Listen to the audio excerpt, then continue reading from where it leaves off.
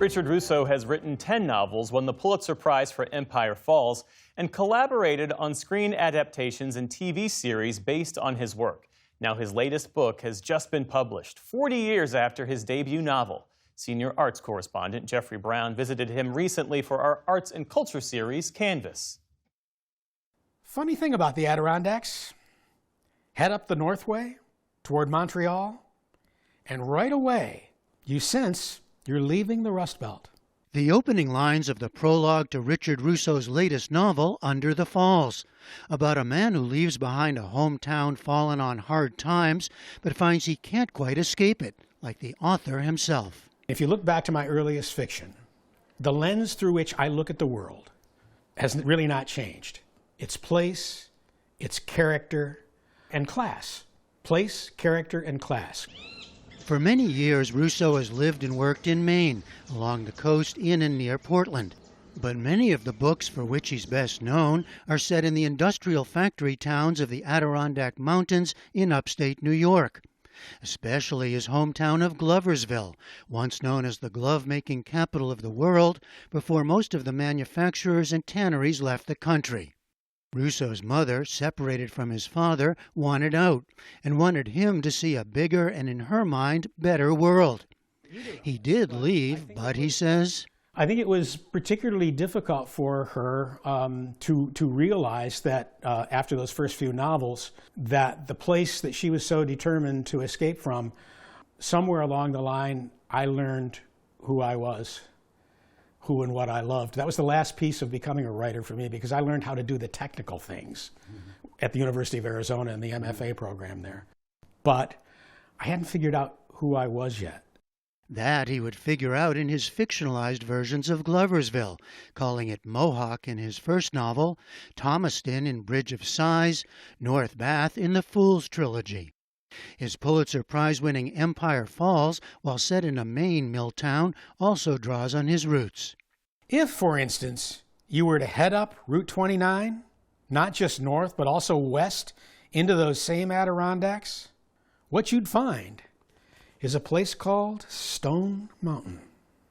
And now comes Under the Falls. Stone Mountain is yet another left-behind Richard Russo locale. What does that mean? What is left behind? Well, left behind means people there don't have as many opportunities to make a decent living.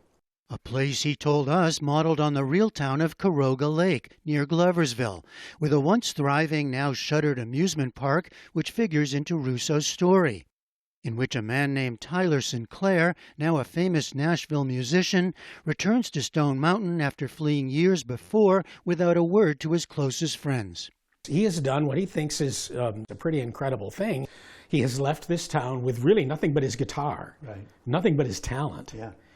And made it. And made it. He's gone to Nashville and become a major singer-songwriter. And he's done the thing that, I mean, every band he's ever been in has been called Stone Mountain. Right. So he's left, but he also hasn't left. He's left, but he hasn't left. Yeah. Exactly. One thing new for Russo, this is a thriller, as Tyler gets caught up in violence, police corruption, the opioid epidemic that's ravaged so many parts of the country. And his character is doing something like Russo himself, continuing to write of the place he left behind, telling its story whether people there like it or not. Part of your novel is clearly about who gets to tell the story of a place. Yeah. That's true for Tyler, I suppose, because it's been true for me. In his memoir Elsewhere, Russo for the first time called Gloversville by its real name, warts and all. Not everyone was happy. And what happened was that people in town who had loved my writing when I was calling it Mohawk or calling it Thomaston, when I called it Gloversville, what I was getting was an angry response that says, you know, Russo, you've done pretty well for yourself, haven't you? And the question that they were asking me is the same question that gets asked of Tyler. In the new novel. In the new novel. Yeah. Where's our cut? Yeah. And that's what Tyler is facing when he goes back to Stone Mountain. He's a sissy. Russo has also had success as a screenwriter, including for the television version of Empire Falls with Ed Harris and Paul Newman. And Under the Falls, in fact, began as a TV script before being turned into a novel. He showed me a similar work now in progress. I'm taking this old screenplay. That's what a screenplay page looks like. Mm-hmm. Lots of lots of white space on that. And eventually it's going to be a novel, and of course the pages are going to look more like that. But that's actually what happened words. with Under the Falls. That's what happened with Under the Falls. It It started out, You can't wait around for Hollywood to get its act together, because who knows? Meanwhile, the love of books and writing has been passed down. One of Russo's daughters, Emily, co-owns a bookstore in Portland, Maine, that carries the works of another Russo daughter, Kate, herself a novelist and artist. And at 77, Russo keeps going.